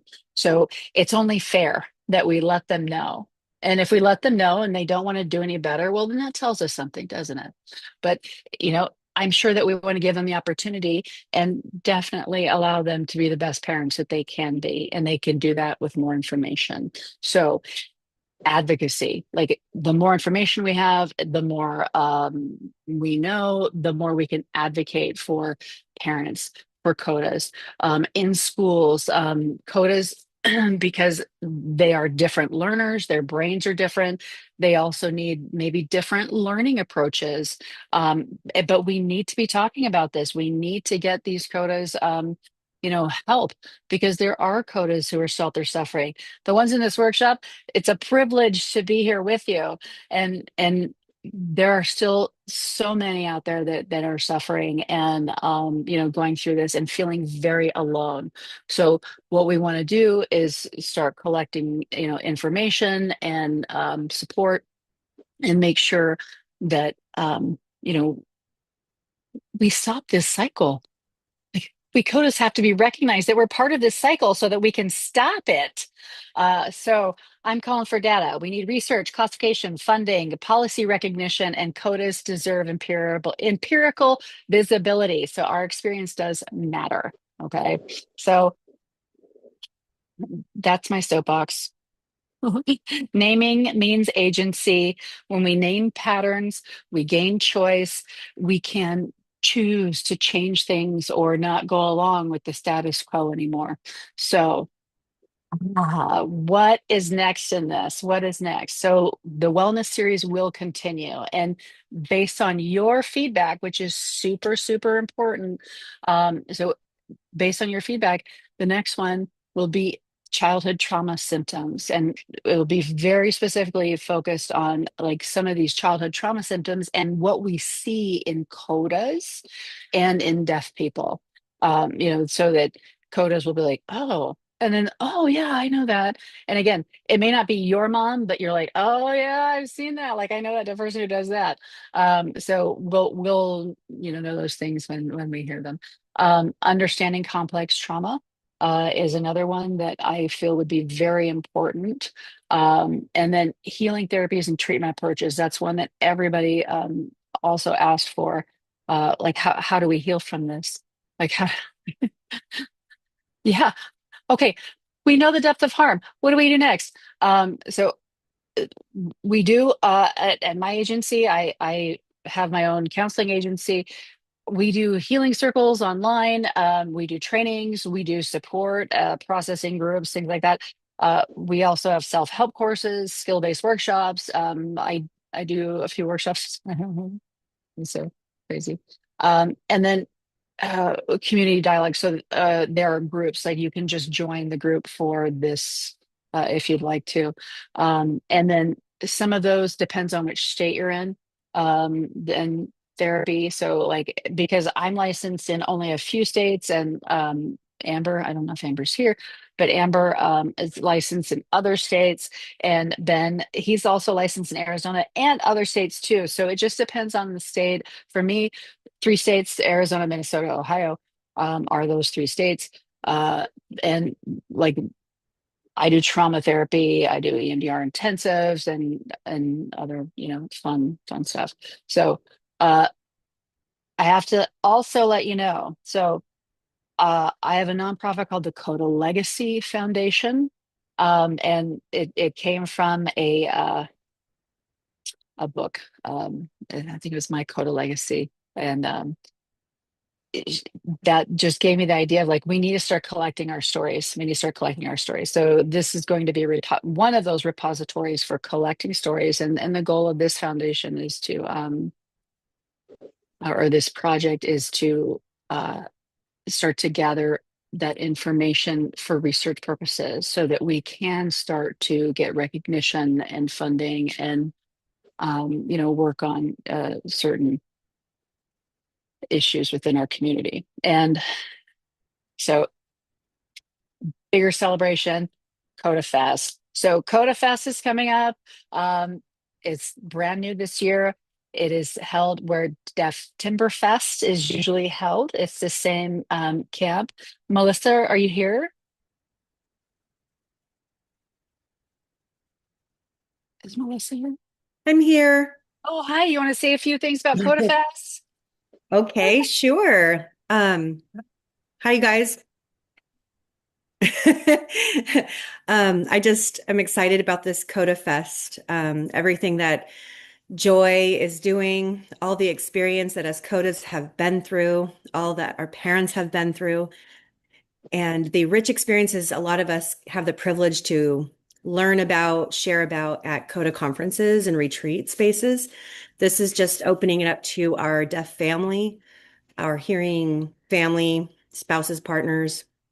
So Coda Fest is going to be like an all-inclusive package, workshops, fun, a big glow up party, happy hour, and we're collaborating with the Camp Talali and the World Deaf Timber Fest. And really exciting. They're putting together like a big night market. Anyway, we really hope that some of you from everywhere can come and represent your space, bring your family. Anyway, we should be releasing the information very soon. You could find us on Facebook, or just join to be a part of the team and volunteer. Anyway, thanks, Joy. Whoop, whoop. Thanks. Coda Fest. Thank you for this awesome. So it's Coda Fest. What we're going to be doing is it's going to be storytelling and starting to really collect that information and have a place where we have that kind of flooding of Coda-ness, and it's a way to introduce some of our interesting quirks to our family members, our parents, and our loved ones, and even our children. So And it focuses big on the Coda Legacy Project, which is a nonprofit to collect our signed experiences, stories through our deaf and hearing space. So anyway, I just had to add that. That's very important. Big part of the work. So the people that bring information to state legislation, our government to fight for language access, this is kind of a very high ticket item. So we hope everybody's hearts and spaces in it too. Yep. Okay. Absolutely. And, there's legislative efforts everywhere. There are, things going on across the globe that are so exciting. And there are a lot of, Coda powerhouses out there that are working. And we just want to make sure that we work together and get recognized and, see how we can change some things for not only us but future deaf and coda generations. So anyways, deaf children become deaf parents, and silence does not have to be our inheritance. Anyway, thank you all so much. I'll say thank you, but I will definitely be here for questions. Any questions I can answer for anybody. Can we come back on? Absolutely.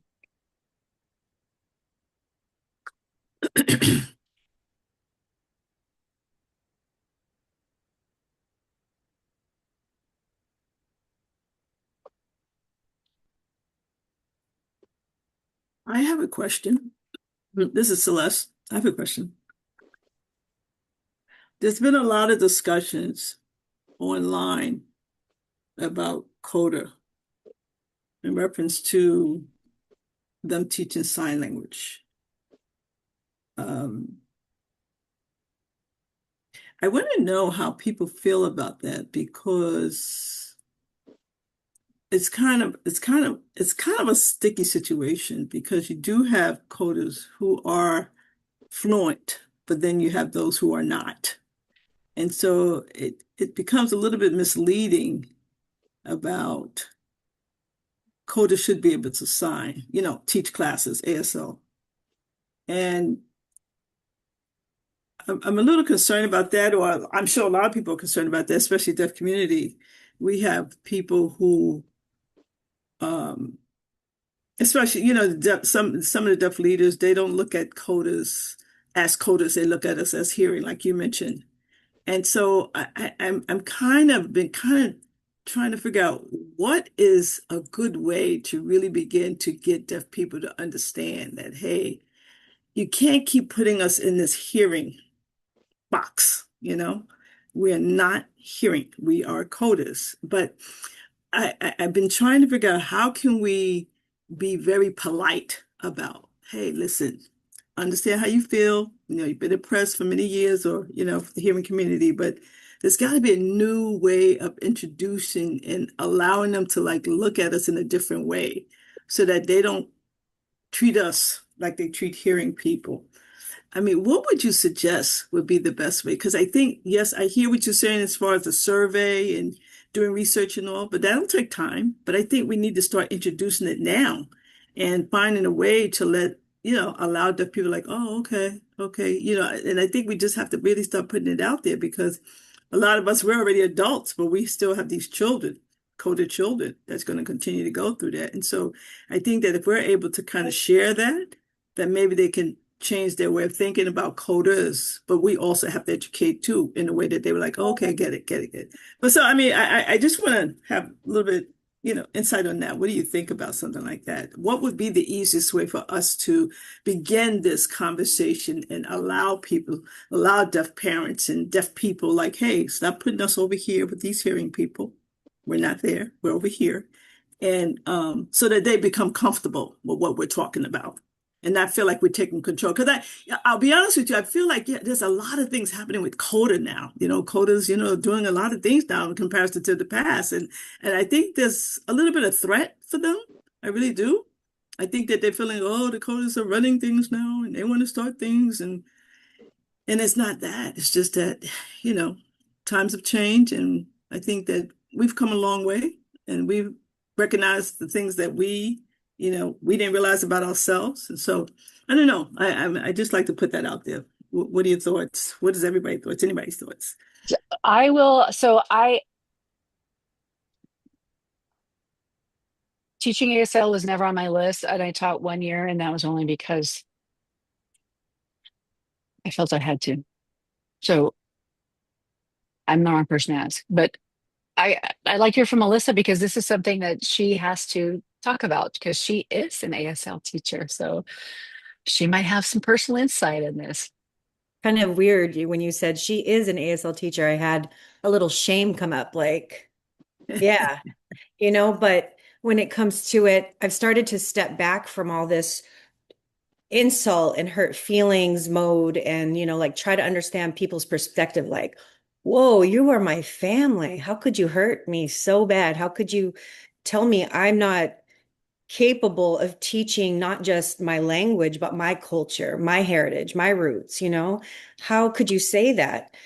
In the deaf world right now, there's a big division. I mean, it's been like this. You've got hearing raised deaf people, you've got deaf school raised deaf people, and then you've got your other minority groups, depending on where you live, you grew up, your resources. I grew up like a poor Coda girl, poor deaf family on the island of Guam, a big minority in a different space. So I feel like I come with so much, and I've interviewed deaf people, Codas, hearing people for ASL teaching. Doesn't mean because you're deaf, you're qualified to teach. You got to have charisma, but also what's happening is who are the people that are upset? And I kind of looked at it as a whole, not officially, statistically, but like, who are you? You are deaf people who were raised in the hearing world. You had hearing parents. Your sign language source is interpreters. You don't have a coda. You don't have a child. You're very disconnected from us.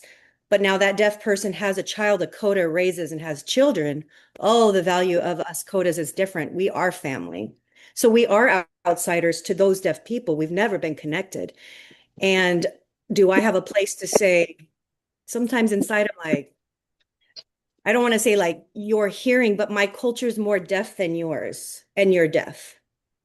I'm not going to compete. It's not a competition. It's really like representing, at the end of the day, representing our culture, our space, our world, and advocating for our parents, showing the world how can we teach ASL students to be allies for our people, our family? How can we do that the most authentic way? So who's mad? They're mad. Why? Maybe if I was them, maybe it'd have envy, like, wow, you're hearing, but you got the deaf experience. You got to go to all the deaf camps, the deaf church, the deaf sports, everything like that. I feel guilty sometimes. That's where that shame comes in because I'm like, but it wasn't my fault. It came with a lot of baggage, a lot of experience, a lot of hardships, and I'm carrying the weight of my deaf family. So sorry, I'll cut it, but yeah. It's big. And how do you forgive? You can't fight that. You can't change their mind. They have hearing loss and they learn deaf culture in college or high school later. Deaf power. It's a different story. Well, and even going back to like what we were talking about earlier in the presentation of uh, that one of the complaints has been about, well, you're taking jobs from people who are deaf, and deaf people can't get jobs the way hearing people can. But well, we've got to go back to, is it, do CODIS have great outcomes in terms of employment? Because we also have a lot of CODIS who go in the military or into jail. So a lot of legal involvement in CODA lives sometimes. So there's a lot to that question. Well, Yeah. it's not necessary. What they're believing isn't necessarily true. So how we combat that is, I don't know. Marianne, did you want to add to sorry. that? Oh, I'm sorry. Really quick, just to how to change it. Coda Fest. Spaces like this, bringing our deaf people to the table and eating together once again and understanding. So Coda Fest is going to be just that, the goal. Yeah. Okay. I think a lot of you touched on this. There's the economics. I remember 30 years ago, ooh, maybe 40 years ago, I was one of the few hearing or CODA ASLTA certified teachers in Manhattan. And I was very embraced because I did the work. I went through all the linguistics courses, and then I realized, oh my goodness, um, I would not be qualified to teach an ASL class just because my parents used ASL and I grew up using ASL as a first language.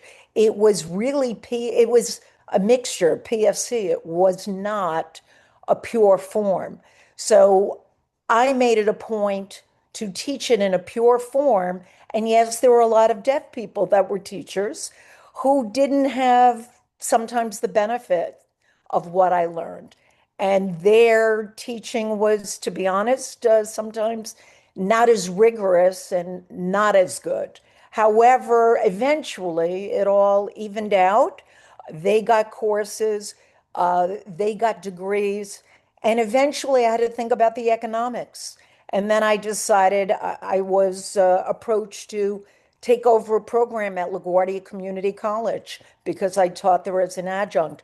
But a deaf woman who was eminently qualified wanted that job. And that was the first time I said, you know what? I could do a lot of other things. Her world is limited. And I just declined in competing for that position.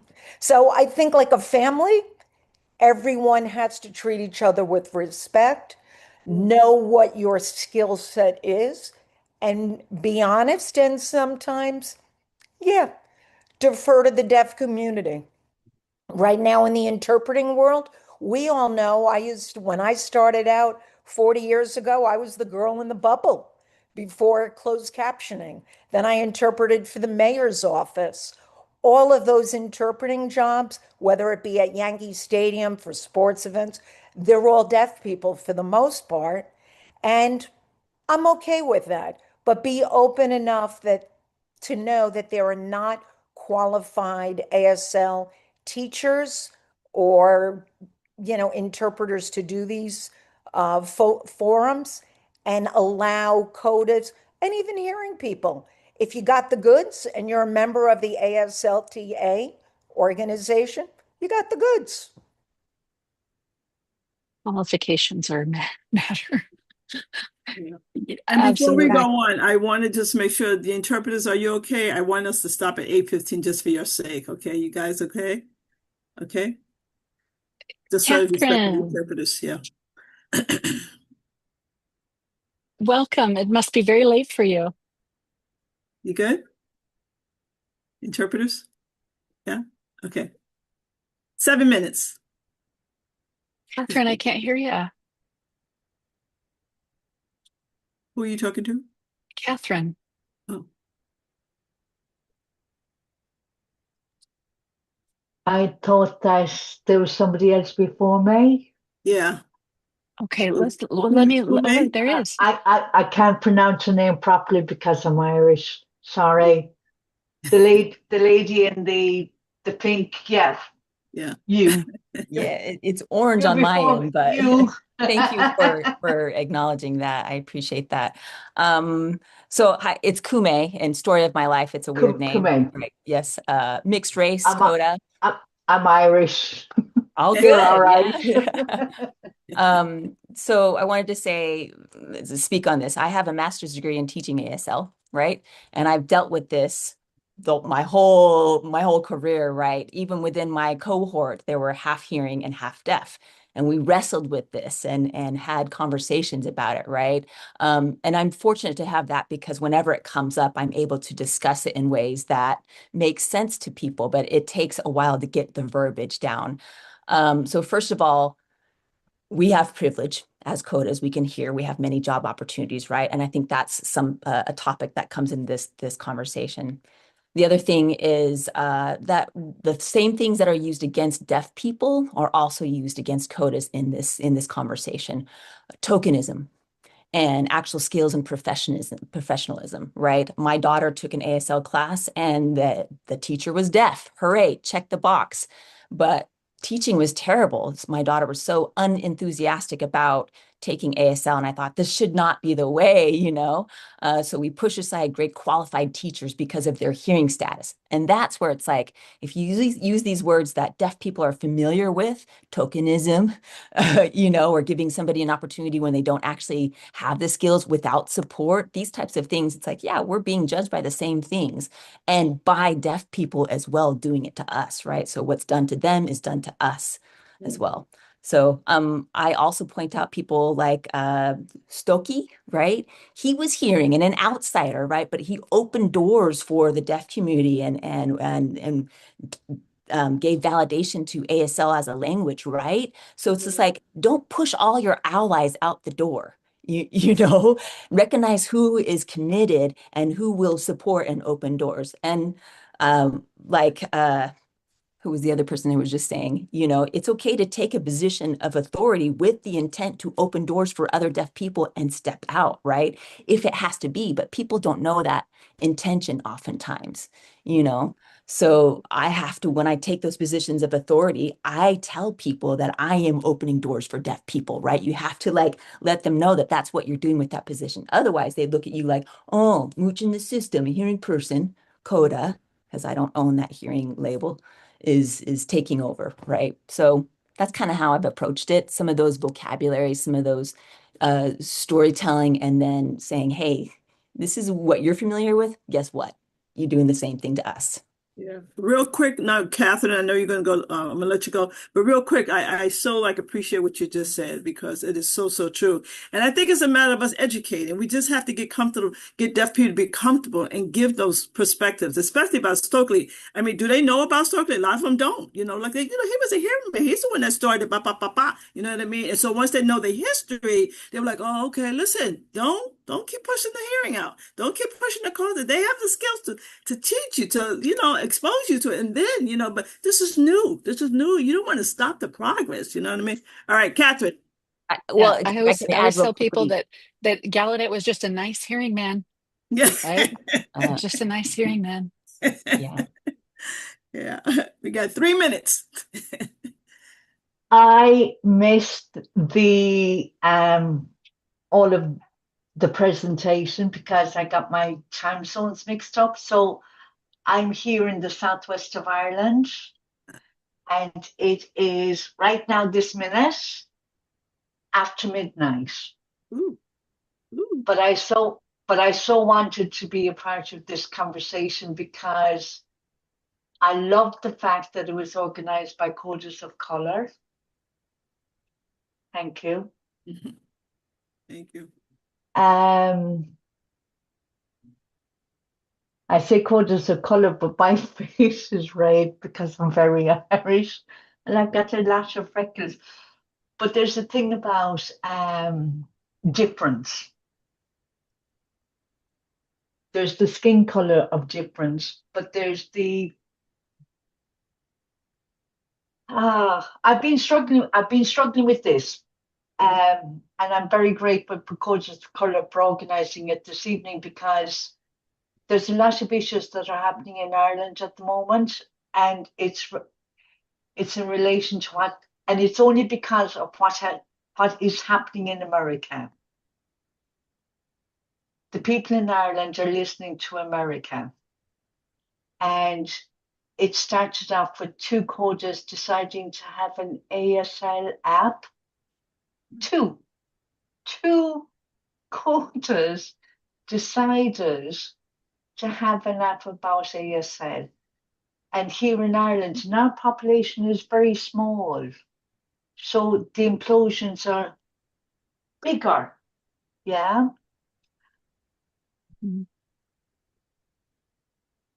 Yeah, Why? we've been listening to that. No, but I just keep why?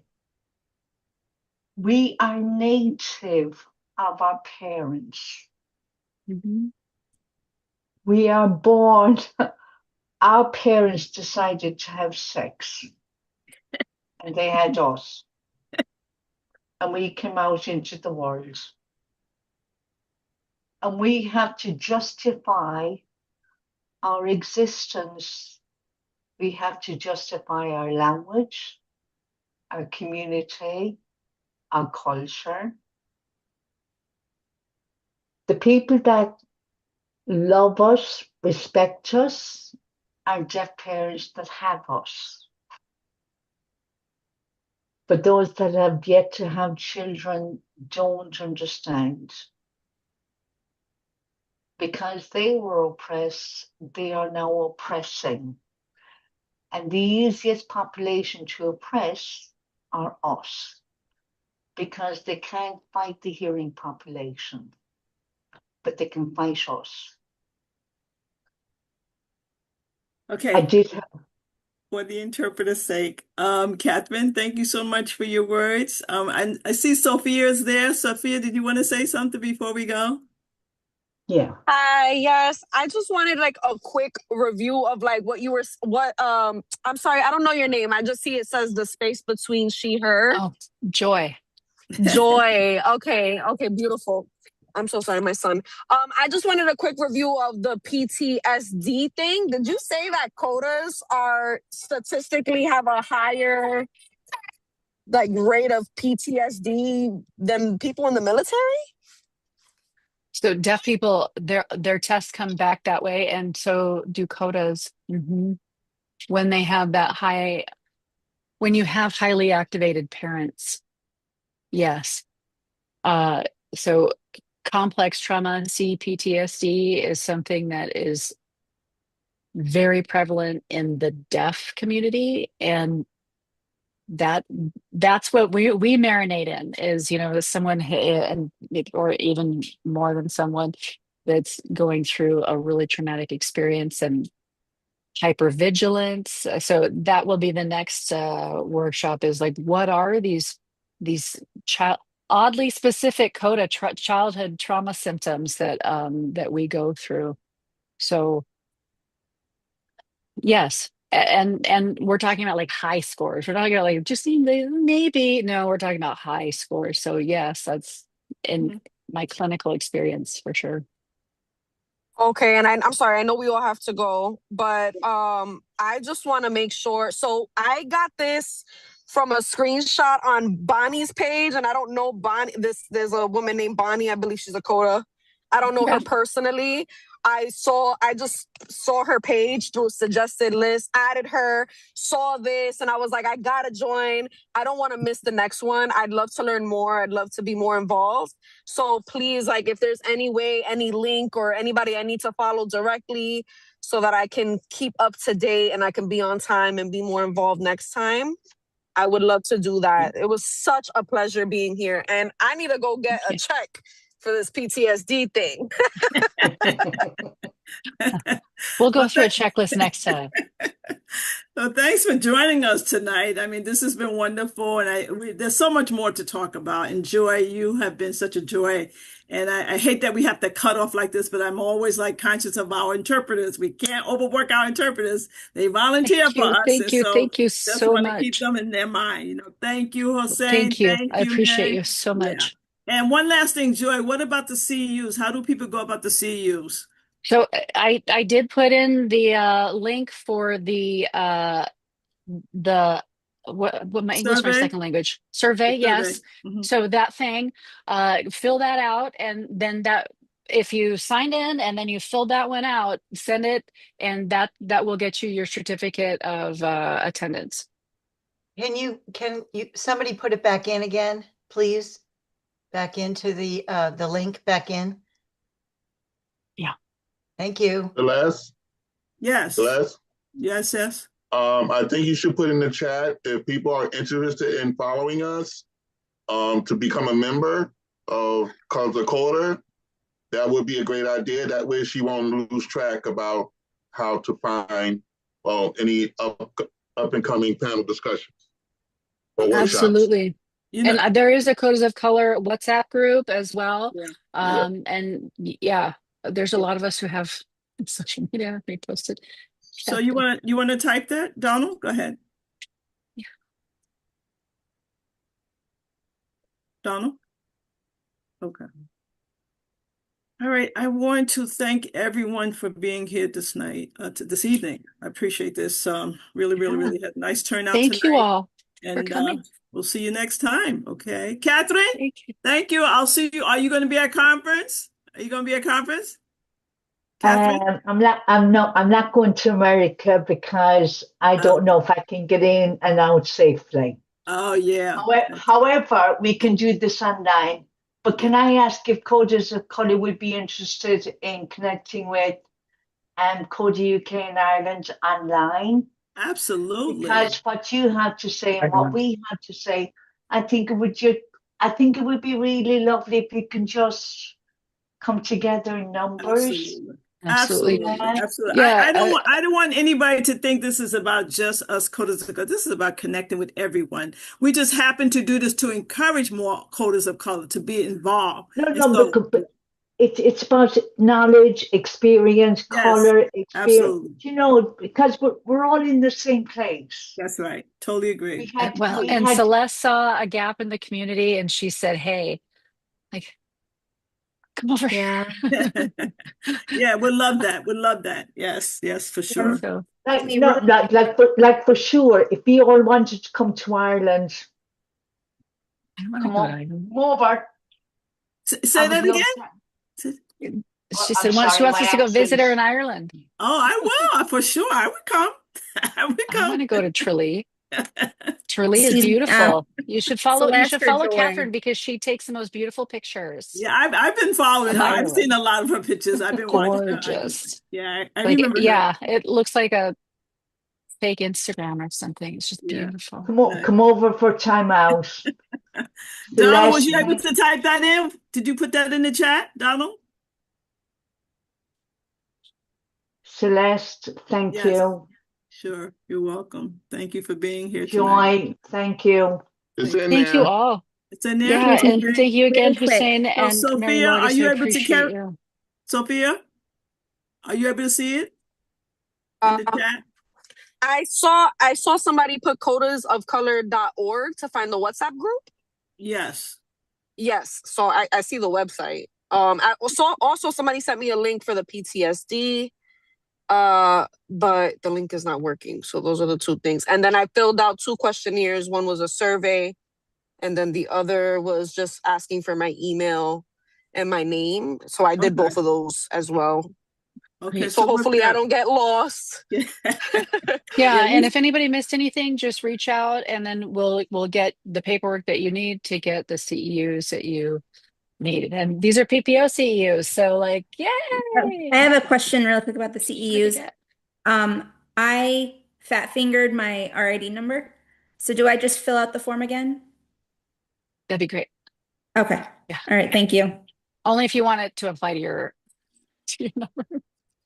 Thank you, everybody. Let me know when they're like, that's the right one or something. All right. Yeah. Thank you, family. Have a good night. Thank you so much, family. Bye. Good night. Thank you for coming. Thank you. All right. Bye-bye.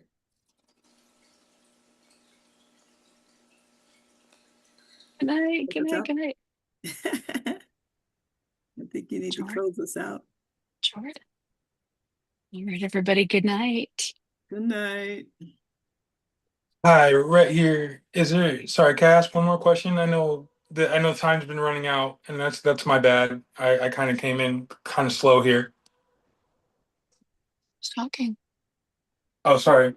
Right here. Hi. Hi.